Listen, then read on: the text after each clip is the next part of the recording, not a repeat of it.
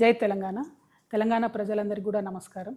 మన రాష్ట్రంలో ఉండేటటువంటి పేద మధ్యతరగతి ప్రజలకు విద్యనే ఖచ్చితంగా వారిని వారి పేదరికం నుంచి బయటపడేసి వారి జీవితాలని అత్యున్నతంగా తీర్చిదిద్దుకోవడానికి పనికొస్తుందని మనందరం కూడా మన పిల్లల్ని ఒత్తిడి పెట్టి ఏదో ఒక విధంగా మన పిల్లలు చదువుకోవాలని ప్రయత్నం చేస్తూ ఉంటాం.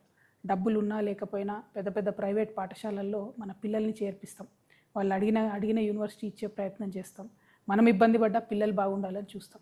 ఇదంతా ఎందుకోసం చేస్తామంటే ఆస్తులు ఉన్నా లేకపోయినా చదువు ఉంటే చాలనే ప్రయత్నంతో మనందరం కూడా చేస్తాం. సగటు పేద మధ్యతరగతి వారందరికీ కూడా విద్యనే ఆస్తి. ఆ విషయం తెలిసి కూడా తెలంగాణ రాష్ట్ర ముఖ్యమంత్రి గారు 27,000 ఉన్నటువంటి పాఠశాలల్ని కంప్లీట్గా తగ్గించి కేవలం 4,000కి చేస్తా అని చెప్తా ఉన్నారు. ప్రభుత్వ పాఠశాల ఒక ఊర్లో ఉంటే పేదవారికి అట్లీస్ట్ 5వ తరగతి వరకు ఉచితంగా ఒక బాటలో ఆ పిల్లగాడు పోవడానికి పనికొస్తుంది, పిల్లనో పిల్లగాడో పోవడానికి.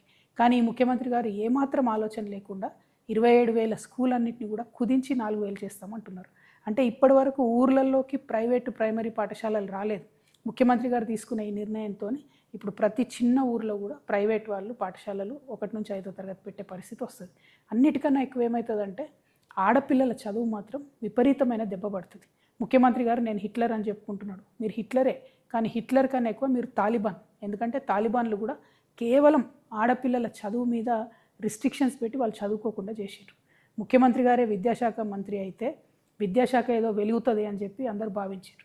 కానీ అడుగడుగున అబద్ధాలు. ఇప్పుడు మీరున్న 27,000 పాఠశాలల్ని 4,000 పాఠశాలలకు చేస్తే ఇప్పుడు ఉన్నటువంటి ఉపాధ్యాయులందరినీ ఏం చేస్తారు? మీరు ఈ 3 లక్షల పై చిలుకున్నటువంటి ఉపాధ్యాయులందరినీ కూడా తీసేస్తారా?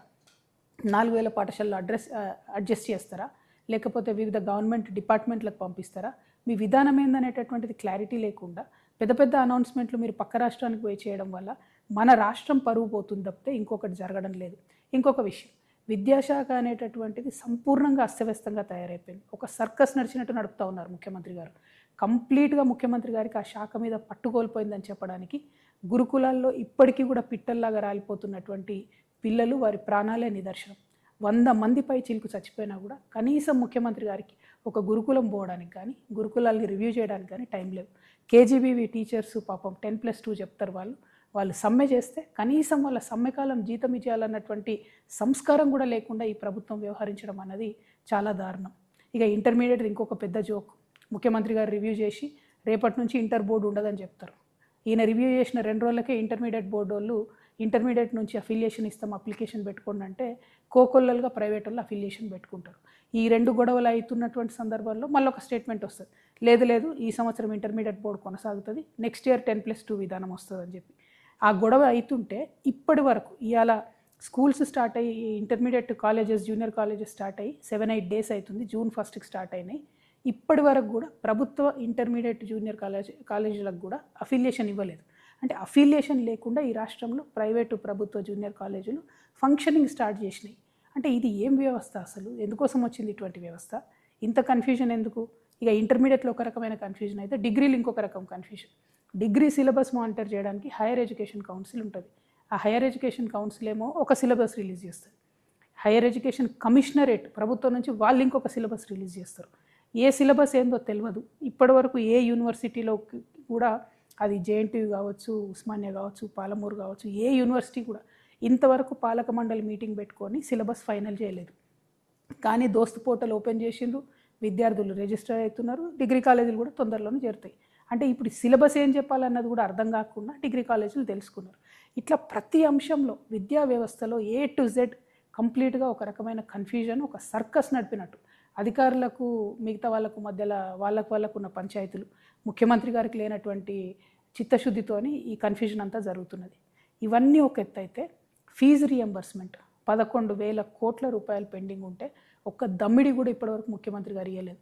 దాంతో ఏం జరుగుతున్నది? ప్రైవేట్ డిగ్రీ వాళ్ళు స్కూల్స్ మూసేసుకుంటున్నారు, కాలేజీలు మూసుకుంటున్నారు, ప్రైవేట్ జూనియర్ కాలేజ్ వాళ్ళు మూసుకుంటున్నారు, ప్రైవేట్ స్కూల్స్ ఏవైతే చిన్న స్కూల్స్ పాపం పేద విద్యార్థులకు చదువు చెప్తారో వాళ్ళు కూడా మూసేసుకునే పరిస్థితి వచ్చింది. ఆ భారం మోయలేకపోతున్నారు. అన్నిటికన్నా ఎక్కువ ఆ పిల్లలు, వాళ్ళ పేరెంట్స్ వాళ్ళ ఫీజులు కట్టలేక ఇబ్బంది పడుతున్నారు. మళ్ళీ నేను చెప్తున్నాను, ముఖ్యమంత్రి గారి విధానాలతోని ఈ రాష్ట్రంలో ఉన్నటువంటి ఆడపిల్లలకు తీవ్రమైన నష్టం జరుగుతుంది. మగపిల్లల్ని ఏదో ఒకటి చేసి పంపిస్తారు, కానీ ఆడపిల్లలకు మాత్రం ఇబ్బంది అవుతుంది, వాళ్ళని పంపడం లేదు. సో ఈ విధంగా ఫీ రియంబర్స్మెంట్ పక్కకు పెట్టేసారు. ఇప్పుడేమో GO7 తీసుకొచ్చి స్టూడెంట్స్కి డైరెక్ట్గా ఇస్తామని చెప్తున్నారు. స్టూడెంట్స్కి ఎట్లా ఇస్తారు? ఒక్కొక్క స్టూడెంట్కి ఇస్తామంటే ప్రైవేట్ కాలేజ్ ఊరుకుంటుందా? వాళ్ళ దగ్గర ముక్కు వెండి పెద్ద పెద్దగా ఫీజులు వసూలు చేయరా? అంటే ప్రైవేట్ కాలేజ్ వాళ్ళకు డైరెక్ట్గా ఫీజులు పెంచుకునేటటువంటి ఒక విధానాన్ని మీరు ఓపెన్ చేస్తున్నారు. GO7ని తక్షణమే రద్దు చేయాలి. ఖచ్చితంగా ఫీ రియంబర్స్మెంట్ కూడా మీరు ఇమీడియట్గా ఇంప్లిమెంట్ చేయాలి. ఇవన్నీ ఒక ఎత్తు అయితే మేము పేరెంట్స్ తరఫున అనేక రోజుల నుంచి అడుగుతున్నాం. జూన్ మాసం వస్తుంది. జూన్ లోపల మీరు ఫీ నియంత్రణ చట్టం తీసుకురండి. ఎందుకంటే ప్రైవేట్ పాఠశాలలు 50% నుంచి మొదలు పెడితే 150% వరకు కూడా ఫీజులు పెంచినటువంటి పరిస్థితి కనపడతా ఉన్నది.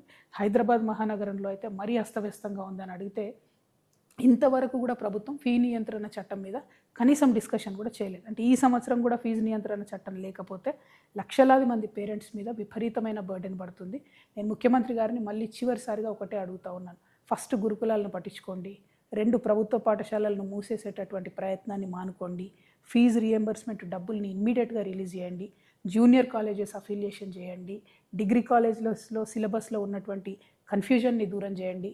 అన్నిటికన్నా మించి ఫీజు నియంత్రణ చట్టాన్ని తక్షణమే ఈ మాసంలో 15వ తారీఖు లోపల స్కూల్స్ రిలీజ్ అవుతున్నాయి కాబట్టి, ఓపెన్ అవుతూ ఉన్నాయి కాబట్టి అంత లోపల చట్టం తీసుకురండి. ఇవన్నీ చేయకుండా విద్యను నాశనం చేసేటటువంటి ప్రయత్నాల్ని మానుకోండి. విద్యను నాశనం చేస్తే భవిష్యత్ తరం తెలంగాణ దెబ్బతింటుందనే విషయాన్ని చిత్తశుద్ధితో గమనించాలి. Thank you. జై తెలంగాణ.